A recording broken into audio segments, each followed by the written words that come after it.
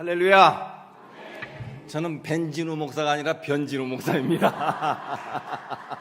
갱상도에서 항상 변을 갖다가 벤으로 부르는 거 잘 알고 있습니다.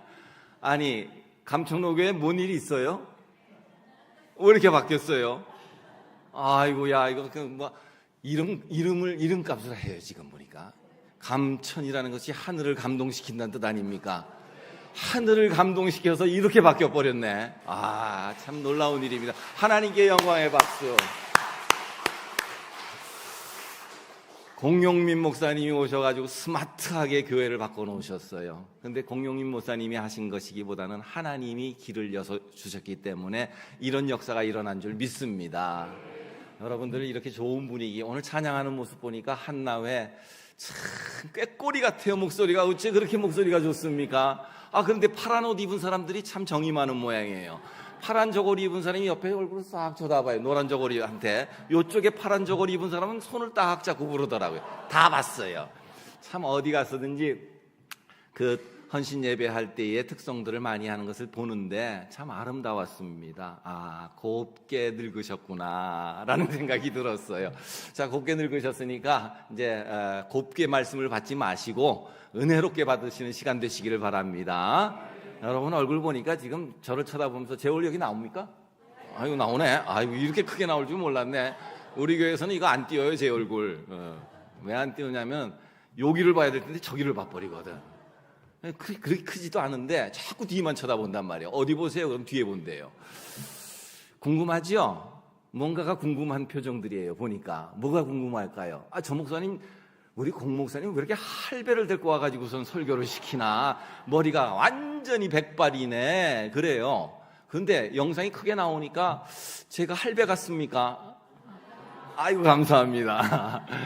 나이가 상당히 궁금하실 거예요. 그래서 저는 그 궁금함부터 해소하고 설교를 시작합니다. 왜냐하면은 설교 끝날 때까지 저 목사님 몇 살일 것 같지? 몇 살일 것 같지? 이거 하면 설교 말씀을 못 들어요. 저는 여러분 산수 잘 해보십시오. 얼굴은 50대.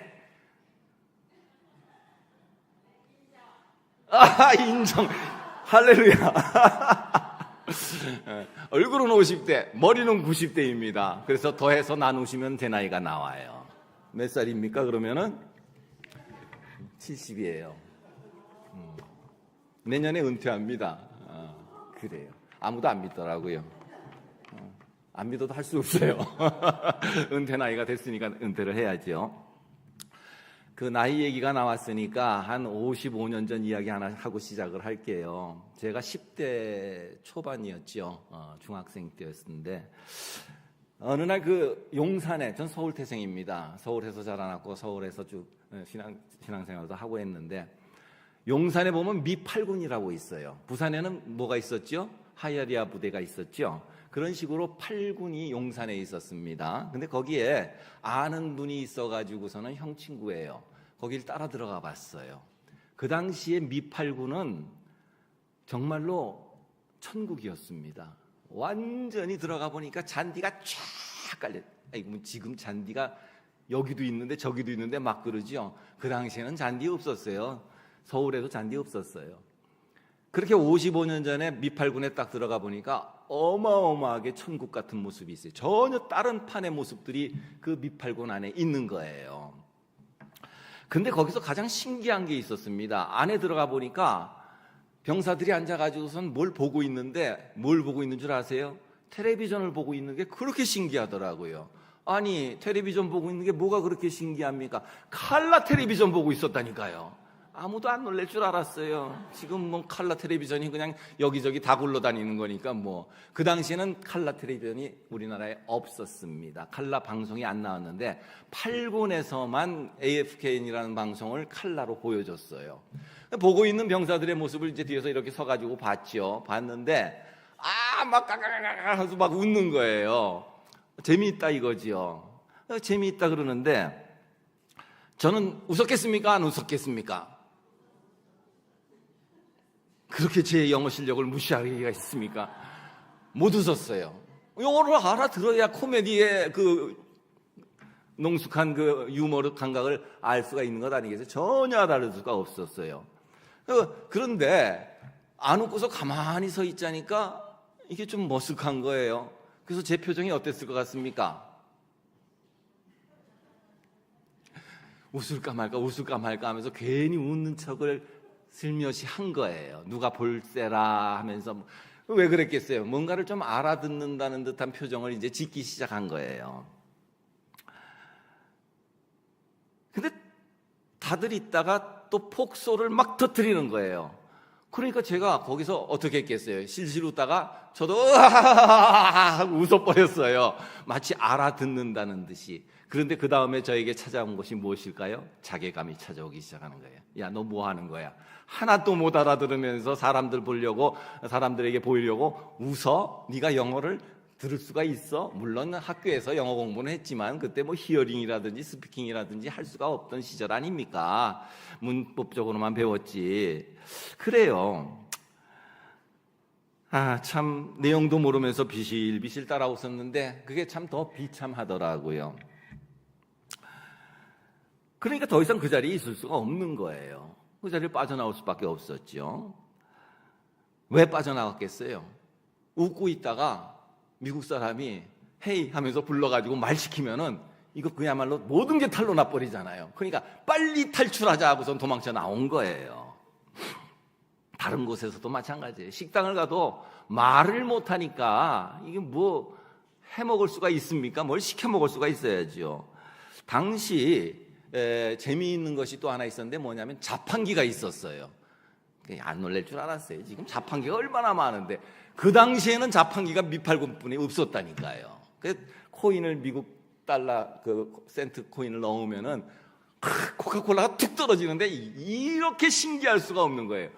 걔만이 나를 위로해 주더라고요. 말 안 해도 동전만 집으면 튀어나오니까 얼마나 좋던지 거기서 뭐 초콜릿도 꺼내 먹고 했던 그런 기억이 나요. 여러분, 제가 지금 왜 이 얘기하는 것 같아요? 55년 전 이 얘기하면서 뭐 과거 뭐 자랑하려고 하는 것 같습니까? 그게 아니에요. 우리가 예배 드릴 때도 이런 현상이 나타날 수가 있다는 것을 여러분들에게 말씀드리기 위해서 이 예화를 꺼낸 거예요. 하나님의 말씀이 딱 선포될 때에 은혜 충만한 사람이 있어요. 얼굴 보면 다 알아요. 제가 신평중앙교회 25년 지금 하고 있는데 눈만 보면, 눈빛만 보면 하면서 다 안단 말이에요. 모르는 사람이 없죠. 저 사람 무슨 생각하고 있을까까지 다 알아요. 웬만하면 느껴진단 말이죠. 근데 은혜를 정말 잘 받는 사람들이 있어요. 여러분 감천노교회 같이 은혜를 잘 받고 계시네요 보니까. 근데 그 중에는 은혜 받는 척하는 사람들도 있다는 거예요. 내가 도대체 은혜는 안 되는데 다들 따라서 아멘 하니까 나도 그냥 아멘 하는 사람이 있다는 것이에요. 그런 사람들을 향하여서 아까 이 얘기를 하는 것입니다. 근데 왜? 보세요. 왜 똑같은 말씀을 들으면서 어떤 사람은 은혜가 충만하고 어떤 사람은 은혜가 있는 척 하는가? 또 어떤 사람은 은혜는커녕 뭐 죽을 상을 하고 있는 사람들도 있다는 거예요. 왜 그런 차이가 나는 줄 아십니까? 다른 것 아니에요. 오늘 본문에 말한 베드로가 고백한 주는 그리스도시요 살아계신 하나님의 아들이십니다 라는 그러한 고백이 나의 고백으로 확실하게 자기 자리매김하지 못했기 때문에 이런 차이들이 나타나게 되어 있는 것이에요. 여러분, 주는 그리스도시요 살아계신 하나님의 아들이십니다라는 고백이 내 삶에 완전하게 뿌리내리지 못하면은 어떤 현상이 일어날까요? 예배 시간에 감격 없어요. 절대로 없습니다. 말씀? 은혜 못 받아요. 예수님이 오셔가지고 여기서 말씀해도 은혜 못 받아요. 그 사람은. 찬송을 불러도 감동이 없어요. 입만 달싹달싹달싹해. 근데요, 놀라운 게 뭔 줄 아십니까? 여기서 앞에서 보면요, 입만 달싹달싹 하는지 목소리를 내는지가 느껴져요. 알아요. 목사님 그렇죠? 안다니까. 목회자들은 알아요. 기도를 해도 하늘의 능력이 임하지 못하게 됩니다. 오늘 여러분들 헌신 예배 드리고 있는데 신앙생활 오래 하셔서 이제는 권사직분 받으시고 다 그렇잖아요. 그런 가운데서 오늘 말씀이 그냥 늘 듣던 말씀으로 들리지 말고 나를 한번 다시 돌아보는 그러한 말씀이 되었으면 좋겠어요. 정말 주는 그리스도요 시여 살아계신 하나님의 아들입니다라는 고백이 내 속에 꽉 박힐 때에 우리는 바뀌어요. 여기 성정빈 집사님 계시죠? 저분이 제가 신평로교에 있을 때 같이 신앙생활하던 집사님이에요. 잘 알지요. 아까 뚝 들어와가지고 목사님 저 아십니까? 그러더라고요. 이름 뭘 알아 모르겠는데 팍상 늙었는데 젊었을 때 한 40대이지요 그때가. 가만히 보니까 그때 얼굴이 쓱 나타나더라고요. 열심히 충성하신다 그러더라고요. 그래요. 오늘 이 자리에서 여러분들 정말로 이 말씀을 듣고서 나의 삶이 확 바뀌는 터닝 포인트가 되었으면 좋겠어요. 감천로교회 이름처럼 하늘을 감동시키는 신앙인이 되시기를 바랍니다. 자, 오늘 이 고백을 어떻게 하느냐에 따라서 사실은 천국을 가느냐 못 가느냐도 구분이 되어버려요. 가짜냐 진짜냐가 구분되는 그러한 포인트의 말씀이 바로 이 말씀이라는 것이죠. 이게 내게 되어야 돼요. 근데 이 고백이 주는 그 의미를 살펴보기 위해서는 먼저 말씀 배경부터 알아야 됩니다. 성경을 말씀의 배경이 어떻게 기록이 되어 있고 어떤 시기에서 어떤 식으로 표현이 되었는지를 알아야지만이 진짜 하나님의 말씀이 뽑혀서 나오는 거예요. 근데 배경은 전혀 상관없고 그냥 아무렇게나 제목 하나 떡 던져가지고선 설교를 한다? 그러면은 이게 좀 잘못 해석될 우려도 있다는 것이에요. 자, 보세요. 예수님께서 갈릴리 호수 근처 부근에 있는 벳세다 지역을 이제 지나갔습니다. 떠나서 어디로 가냐면 요단강을 따라서 북쪽으로 위치한 가이사랴 빌립보 지방으로 거처를 옮기신 거예요. 예수님께서 옮긴 거리는 약 60km 정도 됩니다. 한 곳에 계시지 않고 걸어서 가이사랴 빌립보까지 올라가신 것이죠. 예수님 괜히 시간이나 때우려고 여기 경치 보려고 그렇게 유람하면서 올라가신 건 아니에요. 그럴 만한 이유가 있어요. 성경에서 예수님이 자리를 옮기시고 그 장소에 그 말씀을 하신 것은 그럴 만한 이유가 분명히 있다는 것을 우리가 알아야 됩니다. 당시 가이사랴 빌립보가 어떤 지역이냐면 우상 숭배의 중심지였어요. 역사가들의 말에 의하면 수리아의 바벨 숭배의 중심지였다라고 말할 정도로 가이사랴 빌립보는 그런 곳이었죠. 그곳에서 바알 신전이 몇 개나 있느냐 했더니만 14개나 있었어요. 안 놀랄 줄 알았어요. 도시 하나에 바알 신전 14개 있다면 말 다 했죠. 어마어마한 우상 숭배지라는 얘기예요. 바알을 풍요의 신으로 섬기는데, 여러분, 바알을 풍요의 신으로 섬기기 위해서 그들이 했던 행동은 뭐냐 하면은 남녀들이 가가지고 그 앞에서 성행위를 하는 겁니다. 왜냐하면 그래야지만이 풍요와 다산에 그러한 은혜가 입혀진다라고 생각했기 때문에 아주 음란한 성관계를 했던 것이죠. 근데 그게 전부가 아니에요. 그 근처에 큰 언덕이 있었습니다. 그 언덕 한가운데 깊은 동굴이 있는데 그 동굴은 그리스 신화에 나오는 자연의 신 판이 그 동굴에서 탄생했다라고 알려지는 동굴이 가이사랴 빌립보에 있었던 거예요. 그러니까 보세요. 가이사랴 빌립보는 바알 숭상의 그 중심지였을 뿐만이 아니라 그리스 신화의 여러 가지 전설이 시작되는 판이라는 그 전설, 우상이 탄생한 곳이기 때문에 그 전설이 뻗쳐나오는 곳이 바로 가이사랴 빌립보라는 곳이었어요. 그리고 또 이 도시 이름만 보아도 굉장히 특별한 도시였습니다. 이 가이사랴 빌립보, 갈릴리의 분봉왕이었던 헤롯 빌립이 이곳에 대도시를 건설한 것이에요. 그리고 도시 이름을 로마 황제 가이샤의 이름을 걷다가 붙여버린 겁니다. 그래서 자기 이름 합성해가지고서는 가이사랴 빌립보라는 이름을 만든 것이죠. 당시 로마 제국에서 로마 황제의 이름을 붙일 수 있는 도시들이 많이 있었어요. 그러나 아무 도시에나 그냥 황제 이름 붙인 것 아니었습니다. 황제의 이름을 붙이기 위해서는 그만한 조건이 충족이 돼야 됐어요. 먼저 일정 규모 이상의 도시여야지만이 황제 이름이 들어갈 수가 있었죠. 그렇기 때문에 황제의 이름이 붙을 도시라면은 그 규모가 굉장히 컸다는 것이에요. 그렇게 로마 황제의 이름이 붙여진 도시에는 특이한 게 하나 있었어요. 뭐냐면 도시 중심에 로마 황제의 신상이 써 있었어요. 굉장히 화려하게 서 있었죠. 반드시 세워야 됐어요. 그러니까 당시 로마 황제는 뭡니까? 살아있는 신이었지 않습니까? 신을 숭배했던 것이죠. 그러니까 한 도시에 로마 황제의 이름을 갖다 붙였다는 것은 다른 것 없어요. 이 도시가 규모 있는 도시임을 말해주는 것과 동시에 이 도시 한가운데는 황제를 신으로 추앙하는 신상이 자리 잡고 있었다. 이거 이제 알고서는 이 도시 속으로 들어간 제자들의 모습을 생각을 해야 되는 것이에요. 그러니까 보세요. 지금 예수님이 제자들 데리고서 올라간 거예요. 제자들이 어떤 사람들입니까? 갈릴리라는 그야말로 촌동네에서 잔뼈가 굵은 어부들 아닙니까? 비린내 푹푹 풍기면서 살던 사람들, 뭐 좀 낫다 해도 세리 뭐 이런 작은 도시에서 일하던 사람들이에요. 별 볼 일 없던 예수님의 12제자들이 이 대도시를 지나면서 어떤 모습을 했을 것 같습니까? 여러분 생각엔 어떨 것 같아요? 야, 멋있네, 이 정도일까요? 아니에요. 눈이 휘둥그레지고 입이 떡 벌어진 거예요. 이거 어마어마한데? 그런 건 거예요. 사실 제가 신학교 다닐 때 얘기 하나 더 할게요. 제가 신학교 다닐 때, 저는 서울 출신이기 때문에 신학교가 이제 서울에 있지 않습니까? 양지에 있는데, 신학대학원은 양지에 있어요. 근데 부산에서 같이 공부하던 순부산내기 전도사님들과 함께 제가 좀 신학을 늦게 해가지고 한 15년 차이가 납니다. 근데 저한테 이제 왕형님 하면서 따라다녔죠. 부산에서 올라가요. 올라가가지고서는 공부를 하고서는 그 전도사님들이 그러더라고요. 롯데백화점이라는 데를 한번 가봅시다. 그러는 거예요. 그래? 가자. 아이고, 전도사님이 그 서울 출신이니까 그래도 롯데백화점 잘 아시니까 좀 안내해달라고 데리고 나갔죠. 나가서 그렇게 말을 잘하던 전도사님들이 데리고 나갔더니만은 물건을 사는데 그 앞에 서 가지고서는 아무 얘기도 안 하는 거예요.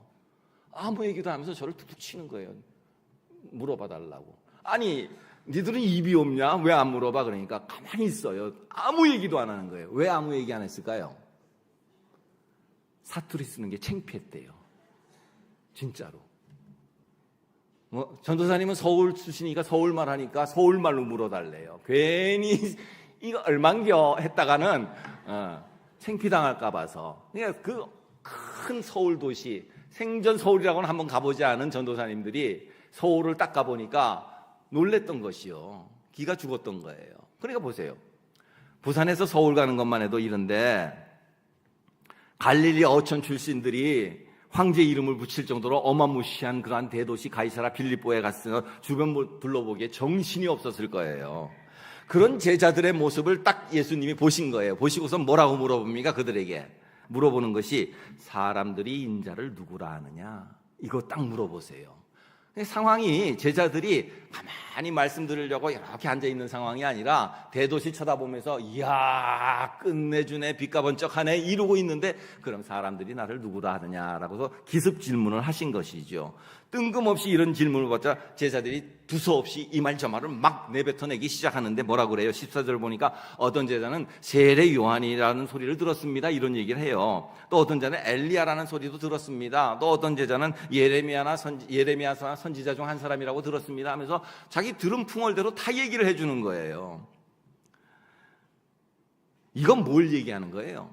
당시에 예수님에 대한 평판이 누구인지를 전혀 감을 잡지 못했다는 것을 지금 보여주고 있는 말들을 하고 있는 것이에요.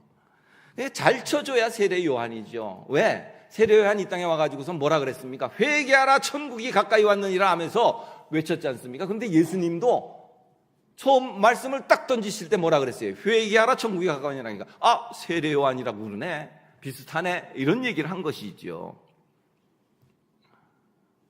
그러면서 마지막 선지자였던 세례 요한이 죽었다 살아난 것 아닌가라는 얘기까지 할 정도였죠. 어떤 사람은 예수님이 여러 가지 기적을 행하니까 구약에 나오는 능력의 선지자 누굽니까? 엘리야.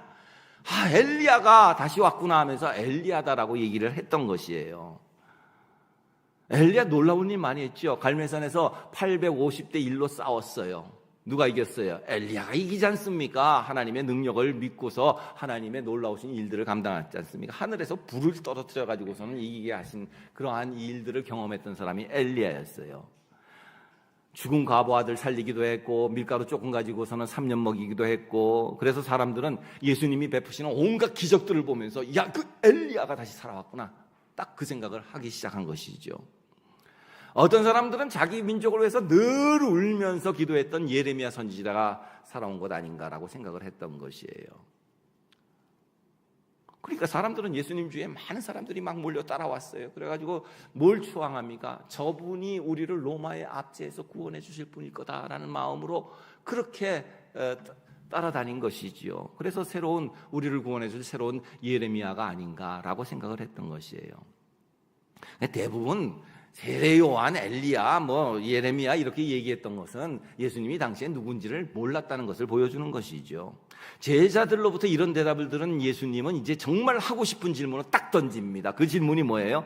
너희는 나를 누구냐 하느냐? 다른 사람들은 그렇게 얘기했는데 너희들은 나를 뭐라고 하는지 한번 말해봐라. 딱 그랬죠. 그러니까 세상 사람들이 날 뭐다 얘기를 하고 있는데 그러면 1년 반 동안이나 날 따라다닌 너희들은 나를 뭐라고 생각을 하니? 딱 물어본 거예요. 그러자 예수님 제자 중에서 제일 앞장서기 좋아하는 사람이 누구예요? 베드로죠. 성질 아주 급합니다. 베드로가 딱 나서요. 역시 내가 대답해야지 하면서 대답을 딱 하는데 기가 막힌 대답을 하지요. 뭐라고 대답합니까? 주는 그리스도시요 살아계신 하나님의 아들이십니다 라고 대답을 딱 해버리는 거예요.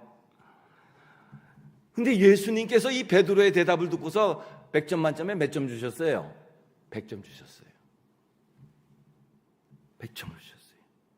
예수님이 누구신지에 대해서 정답 중에 정답을 딱 말해가지고선 한 베드로 얼마나 흡족한 답변이었는지 너 진짜 복 있는 사람이다 까지 얘기할 정도로 예수님 마음이 흡족한 대답을 했다는 것이에요. 그런데 17절 말씀을 잘 보시면 이런 말씀이 나와요. 이를 내게 알게 하니는 혈육이 아니요 하늘에 계신 내 아버지시니라 그랬어요. 누가 이 엄청난 사실을 알게 했다고요? 하늘에 계신 하나님 아버지께서 알게 주셨다라는 것이죠. 혈육이 아니라는 거예요. 인간 머리로 가지고선 나온 대답이 아니다라고 말씀하는 거예요.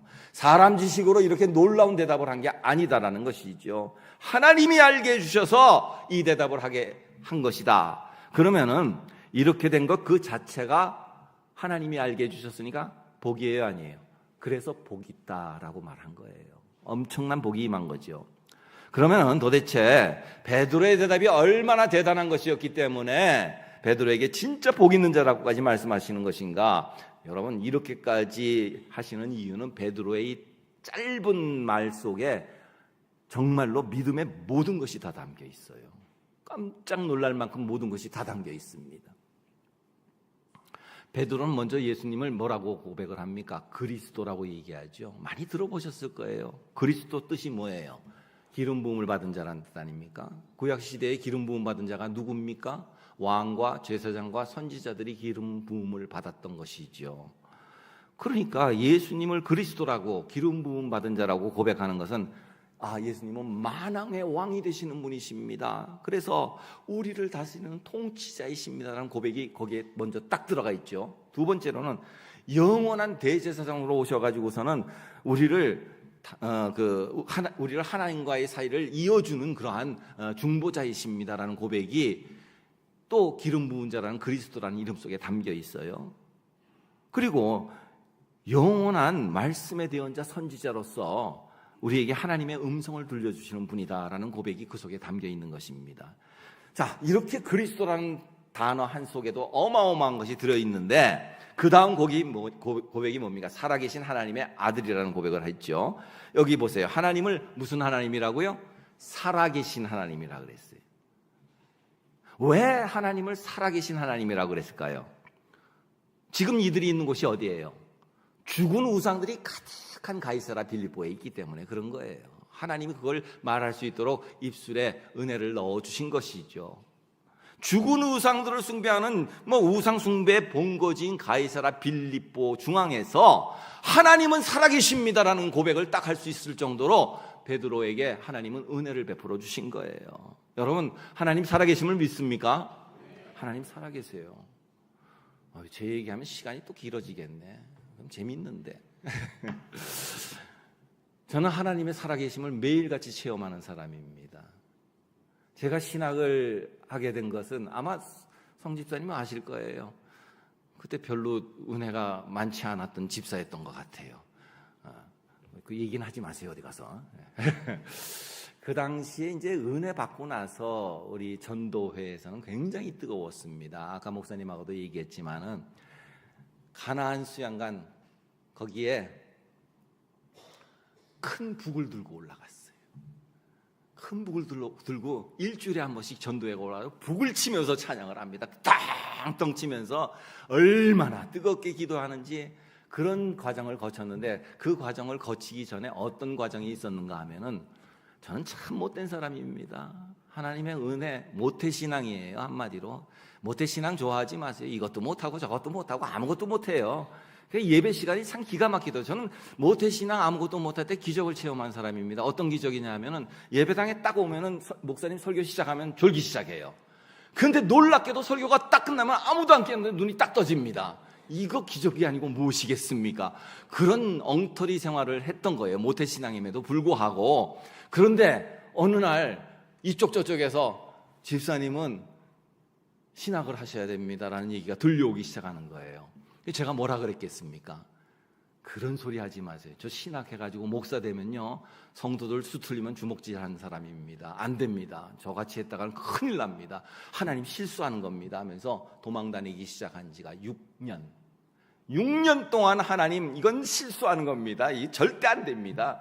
그러니까 이상한 게, 부산에 있는 사람도 어떤 사람은 목사님은 집사님은 신학을 해야 되는 사람이다. 서울에 있는 사람도 연락이 와가지고 집사님 신학을 해야 되는데요. 그래요.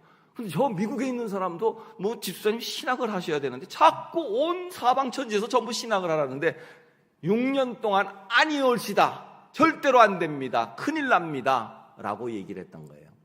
제가 은혜 받기 전에 어떤 사람이었냐면 얼굴에서 살기가 도는 사람이었어요. 옆에 가까이 가게 하는 너무 먼 당신이었습니다. 그래서 얼굴도 시커매가지고서는 웃는 모습이라는 없고, 가만히 있으면 그냥 쌩 하는 이상한 표정만 짓고 있으니 은혜가 없지요. 교회는 나가가지고 그렇게 맨날 좋으니까 은혜가 있겠습니까? 그런데 저도 사업을 했어요. 사업을 하다가 하나님이 물질을 다 걷어가시기 시작하더라고요. 그래서 저 무척 높은 산에 있는 그 기도원이 있죠? 무척산 기도원이라고. 요즘은 기도원을 잘 안 가요. 그때는 참 자주 올라갔죠. 올라가면서 벽돌 2장 들고서 올라가다가 힘들어가지고 내려놓고 하는 그러한 기도원이 무척산 기도원입니다. 무척 높은 곳에 올라가서 기도를 하기 시작합니다. 하나님, 저 좀 살려주세요. 빚쟁이들이 막 그냥 힘들어 죽겠습니다. 금식기도 3일 했어요. 3일 했는데 응답은 없고 배만 고파 죽겠는 거예요. 금식기도 하면 여러분 뭐 느낍니까? 뭘 느끼기는요, 저는 금식기도 할 때마다 떠오르는 게 있어요. 오징어 땅콩이 자꾸 왔다 갔다 하는 거예요. 그렇게 먹고 싶어요, 그게. 그러다가 오징어 땅콩이 짜장면에 쏙 빠지더라고요. 얼마나 먹고 싶은지. 그래가지고 3일 동안 응답이 없으니까, 하나님, 나 이제 내려갈랍니다. 내려가다가 이제 짐을 싸고선 차비를 하다가, 그래도 하나님, 그러면 하직 인사나 한번 하고 내려가지요 하면서 무척산에 보면 동굴이 있어요. 산 꼭대기에. 그 굴에 들어갔어요. 굴에 들어가지고 무릎을 딱 꿇고서, 하나님, 너무하십니다. 너무합니다. 그래서 아무것도 응답이 없으니까 그렇게 막 힘이 없어가지고 기도를 하는데, 갑자기 성령이 임한 거예요, 그때. 그래가지고서는 눈물, 콧물, 정말로 제가 살아있는 동안에 최고로 많은 눈물, 콧물을 다 흘린 거예요. 사람이 은혜를 받고 울기 시작하면은요, 구멍이랑 구멍에서는 뭐가 다 나와요. 줄줄줄줄줄 흘러내려오는데 뭐 닦을 거는 없죠. 손으로 막 이러고서 닦아대는데, 그러고서는 마지막 한 말이 뭐냐 하면은, 하나님 항복입니다. 그때 항복했어요. 하나님 딱 한마디 했어요. 하나님 항복입니다. 하나님 하라는 대로 하겠습니다. 그랬어요. 그러고 나니까 마음이, 하나님이 열어주시는 평강이 쫙 오기 시작하는 거예요. 여러분, 그걸 경험하셔야 되는 거예요. 그게 진짜 예수 믿고 성령 받은 증거라는 것이죠. 굉장히 평안해지기 시작해요. 그러면서 하나님 감사합니다. 할렐루야, 할렐루야. 막 이러면서 이제 내려왔어요. 내려오면서 인간이라는 게 그렇더라고요. 신학하겠습니다. 이제 약속을 하고 내려온 거예요. 신학을 하겠습니다 하고 내려왔는데,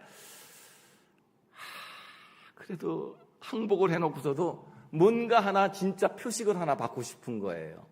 그래서 하나님하고 이제 딜을 합니다. 하나님, 신학을 하겠는데 제가 이제 집에 들어가서, 제가 사업을 하는 사장님 아니었습니까? 문을 딱 열고 들어가는 순간 우리 집사람이 문 열어줄 거 아니에요? 우리 집사람에게 여보 나 신학하기로 했어. 그럴 때에 우리 집사람이 네 하세요. 이렇게 네 글자를 딱 대답해 줘야 됩니다. 네 해도 돼요도 안 돼요. 네 하세요. 요 네 글자. 참 못됐죠? 피할 구멍을 만들어 놓고서 그 문을 열고서 띡 누르고서는 여보 나 신학하기로 했어. 그러니까 이상하게 이 여자가 그런 여자가 아닌데 네 하세요 딱 그러는 거예요. 항복입니다. 그 다음부터는 하나님이 하라는 건 무조건 합니다. 죽으라면 죽어요. 그냥 그때 주는 그리스도시여 살아계신 하나님의 아들이십니다. 이게 내 속에 확 들어와 가지고서는 하나님이 하시라면 나는 뭐든지 하겠습니다. 하나님이 나의 모든 것이 되십니다. 예수 그리스도가 나의 모든 것이 되십니다. 하나님 나를 이끌어 주시옵소서. 신학을 시작하면서 사역을 나갔는데 사장님 하다가 사역하니까 얼마나 돈이 없겠어요. 돈 잘 쓸 때는 하루에 100만 원도 써봤던 사람이 신학을 하고 나니까 교회에서 준다는 돈이 40만 원 주더라고요. 근데 10만 원씩 제가 한 주마다 들고 올라갔어요. 공부한다고. 우리 집사람 40만 원 받아가지고서는 자기는 한 푼도 못 써요.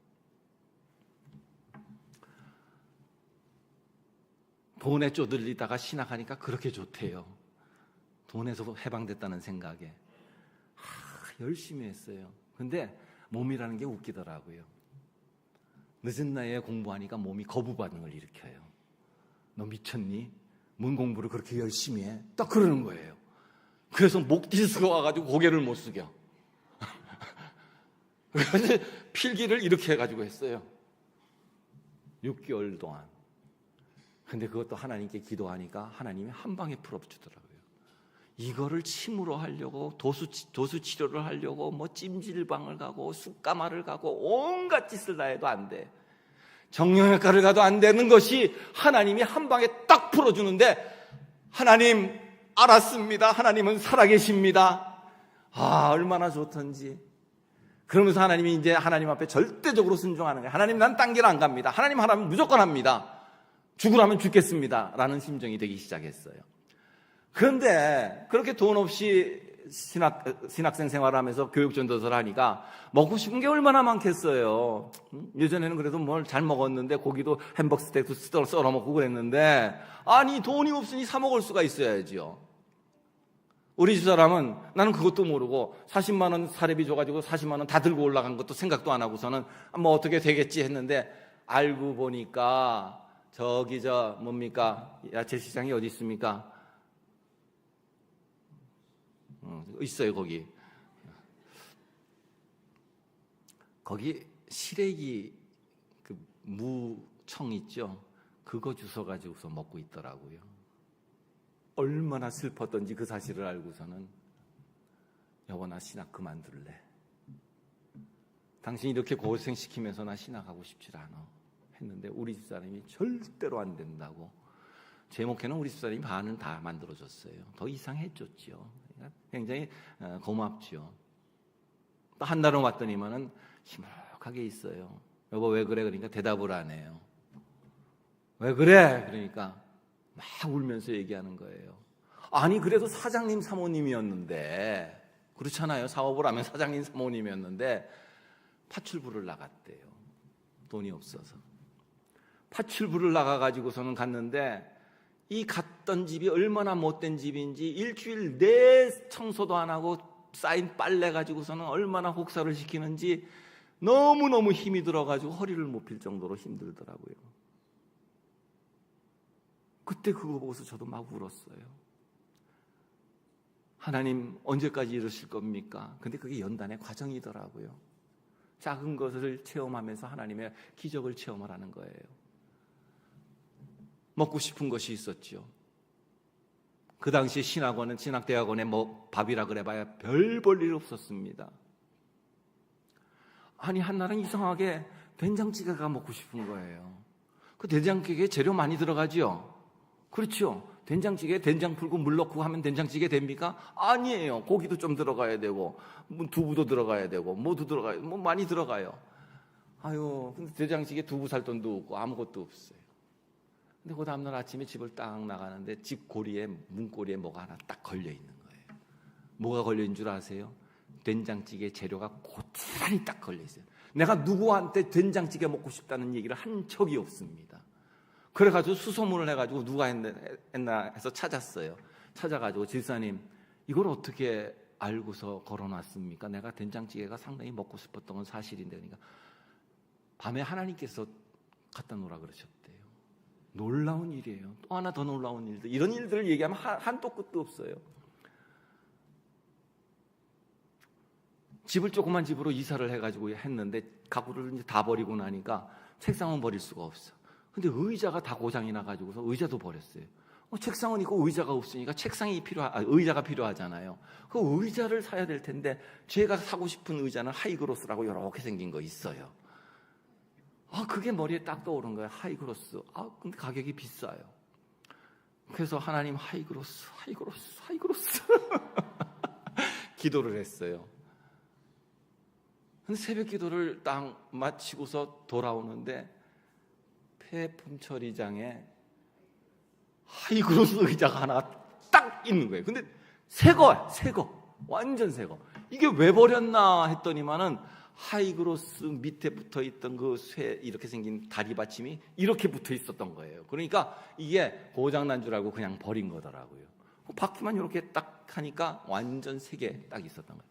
여러분, 이게 우연인 것 같습니까? 하나님의 살아계심을 보여주는 거예요.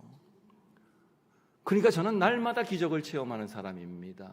여러분, 기적은 이런 큰 것에서 나타나는 것이 아니라 하나님이 내 속에서 나의 영을 움직여 주시면 그게 하나님을 만나는 기적이에요. 우리 신앙생활할 때 그런 모습 좀 가져야 되지 않겠습니까? 그저 왔다가 갔다가 시계추처럼 와서 앉아있다가 성전 뜰만 밟고 돌아가는 그런 영혼이 되어서는 안 된다는 것이에요. 하나님을 감동시키는 감천모교회, 여러분 감동시키기 위해서는 주는 그리스도시요 살아계신 하나님의 아들이시라는 고백이 내 안에 가득가득 담겨야 되는 것이에요. 그 고백이 딱 담길 때에 말씀 듣는 태도는 완전히 달라지게 되어 있습니다. 저는 신학을 시작하고 나서 그 은혜를 체험하고 나니까 단 한 번도 예배 시간에 졸은 적이 없다는 거예요. 참 부끄러운 얘기지만은 우리 교육자들 피곤하거든요. 공부하고 그러면 때로는 좋을 때도 있어요. 그러나 늦은 신학에 하나님의 은혜를 진짜 체험을 하고 나니까 좋을 수가 없는 거예요. 너무너무 귀한 말씀이 내 속에 들어오는데 이게 내가 살 수 있는 생명수구나. 눈이 또롱또롱해지면서 그 말씀을 받아먹기 시작했죠. 옆을 쳐다보면 이러고 있는 교육자들이 보였어요. 그래서 내가 부르죠.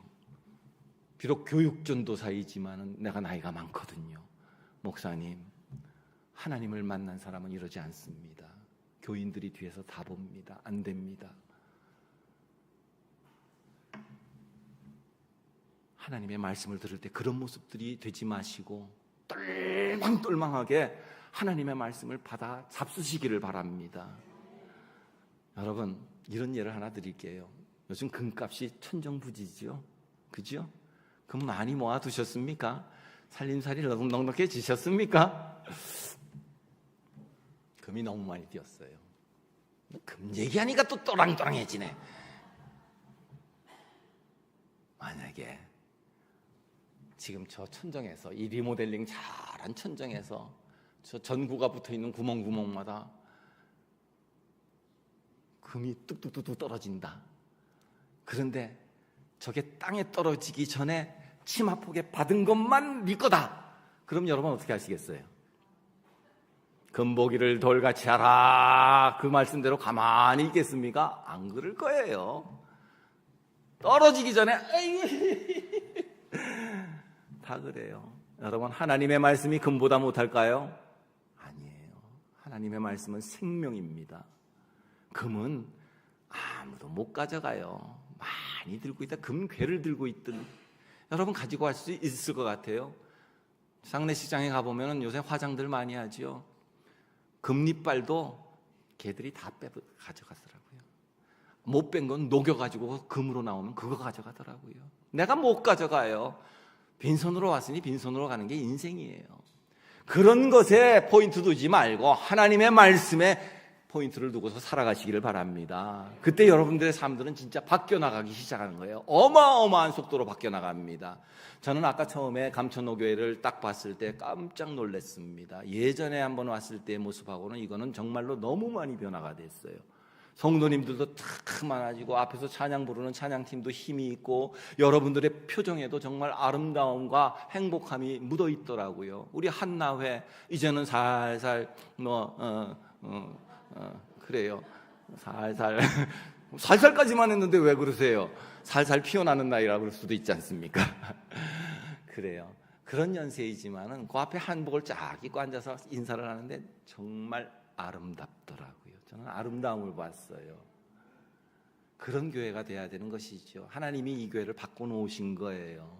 그래서 저는 이런 말씀을 전할 때에 다 바뀔 수는 없지만은 그래도 아직 안 바뀐 사람들이 이 말씀을 듣고서는 은혜를 받으라는 것이죠. 그럴 때 이 교회는요, 신평로교에 올라설 거예요. 이 정도 속도로 부흥하기 시작하면은요, 코로나 아니라 코로나 할아버지가 와도 이겨낼 겁니다. 그 비결은 주는 그리스도시요 살아계신 하나님의 아들이라는 그 고백이 여러분의 고백이 돼야 돼요. 제가 처음에 얘기했듯이 미팔군 들어가가지고서 말도 모르는 그 코미디 들으면서 실근이 하고서 웃고 있는 그런 신앙생활 하지 말라라는 것이에요. 가짜 되지 맙시다. 저는 하나님 앞에 서원한 것이 있었어요. 목회를 하면서 이 서원을 했습니다. 하나님, 무늬만 목사 되지 않게 해주세요. 무늬만 목사 되지 않게 해주세요. 그래서 저는 정치 안 합니다. 제 목회하기에도 정신이 없어요. 성도들 품어주기에도 제 능력이 한계가 있더라고요. 근데 어떻게 정치를 하면서 이 일저일 뭐 큰 일도 해야 됩니다. 아니에요. 내게 맡겨주신 모양새는 그거였어요.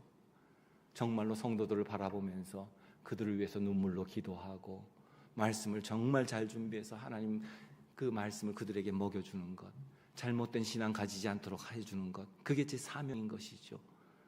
그저께 제가 수요일날이구나, 기독교 통계 자료를 보고서는 깜짝 놀랐습니다. 우리 공 목사님도 보셨는지 모르겠어요. 역시 여기서 부적 차고 계신 분 한번 손 한번 들어보세요. 사리마다 속에다가 이렇게 똘똘똘 말아가지고서 부적 차고 계신 분. 그럼 들기가 뭐하니까 부적 안 갖고 계신 분 손 들어보세요. 이것도 아니고 저것도 아니고 뭡니까? 어딘가에는 있어요? 부적 가지고 있으면 됩니까? 안 됩니까? 다시 한번 물어보면 가지고 있으면 됩니까? 안 됩니까? 단 한 사람도 가지고 있으면 안 됩니다라는 대답이 나와야 그 교회가 하나님이 보시는 기뻐하시는 교회입니다. 그런데요, 기독교 통계 자료를 보니까 우리 대한민국의 교회 교인들에게 물어본 거예요. 부적을 갖고 있는 사람이 교인 중에 4분의 1이랍니다. 4명 중에 1명이 부적을 갖고 있대요. 사리바다 속에 갖고 있든지 베개 밑에 숨겨놨든지 어디에다 숨겨놨든지 똘똘똘똘 숨겨놓고 있대요. 근데 더 문제가 무엇이냐면은 그거 가지고 있는 게 뭐가 어떤데? 라고 대답을 했다는 것이에요. 하나님을 믿는 자일까요? 하나님을 믿지 않는 자라는 얘기예요. 하나님의 살아계심을 아는 사람일까요? 모르는 사람이라는 얘기예요. 그만한 숫자가 4명 중에 1명이 가짜라는 얘기라는 것이죠. 근데 더 놀라운 것이 있어요. 점이라든지 타로, 우리 청년들 저기 계시는데 타로 재미로 보지요. 그래요. 그 대답이 나와야죠. 요렇게 했다가 큰일 날 뻔했어요. 재미로라도 타로 보지 마시고 운세 보지 마세요. 그런데 놀라운 게 점 타로를 교인 중에 50%가 본답니다. 대답을 한 것이. 근데 그 대답 역시도 좀 하면 어떤데? 라는 대답을 한 사람이 50%래요. 우리 한국교회가 지금 어떻게 되는 줄 아세요? 세상 풍조에 완전히 물들어가지고선 진리가 소멸되고 있어요. 그러니까 우리 목사들은 진리를 선포해야 돼요. 다른 재미를 선포하는 게 아니라 세상 재미를 안으로 끌고 들어와서는 안 돼요. 비록 설교 말씀이 굉장히 아픈 그러한 비수가 될지라도 하나님의 말씀을 전해야 된다는 것이에요. 주는 그리스도시요 살아계신 하나님의 아들입니다라는 고백이 우리가 안에 꽉꽉 차 있을 정도로 그 설교를 해줘야 되는 것이죠. 저는 교회에서 강해 설교를 합니다. 성경에 질책하는 설교가 많을까요? 말씀이 많을까요? 칭찬하는 설교가 많을까요? 말씀이 많을까요? 질책하는 게 훨씬 많아요. 강해 설교를 하다 보면 전부 질책으로 연결이 되는데 그야말로 한 달 내내 질책을 하는 경우도 있어요. 선지서들 보면 그런 질책들이 계속 나옵니다. 그럼 제가 그래요. 듣기 싫어도 들어야 됩니다. 아픈 것을 알아야지만이 치료가 되는 것입니다. 하나님은 사랑이십니다. 그 사랑으로 여러분을 다 덮어주십니다. 그거 가지고는 안 된다는 거예요. 알아야 되는 것이에요. 가짜가 되지 말라고 늘 강조를 합니다. 우리 감천노교회 성도 여러분, 그리고 한나회 여러분, 정말로 진짜 그리스도인 되시기를 바랍니다. 진짜 그리스도는 다른 것 아닙니다. 뭐라고요? 주는 그리스도시요 살아계신 하나님의 아들입니다. 이 고백이 있어야 되는 것이죠. 여러분, 이 고백은 내가 하는 것이 아니에요. 누가 가르쳐줘야 된다고요? 성령님이 주신 거예요. 성령님이 갖게 해주시는 거예요. 그러니까 내 입으로, 내 힘으로, 내 노력으로, 내 지식으로, 내 지혜로 주는 그리스도시요 살아계신 하나님의 아들입니다. 아무런 능력이 안 나타나요. 그러니까 예배 시간에 졸고, 찬양 시간에 입도 뻥끗 안 하고, 기도 시간에 3분만 하면 기도 다 끝나고.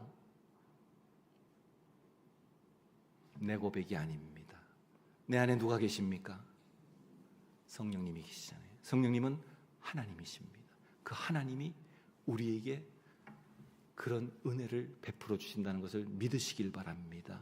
그래서 예수를 믿는 것은 뭐라 그랬어요? 선물이라 그랬어요. 내가 믿어주는 것이 아닙니다. 이 한국교회는 내가 믿어주는 사람들이 너무 많아요.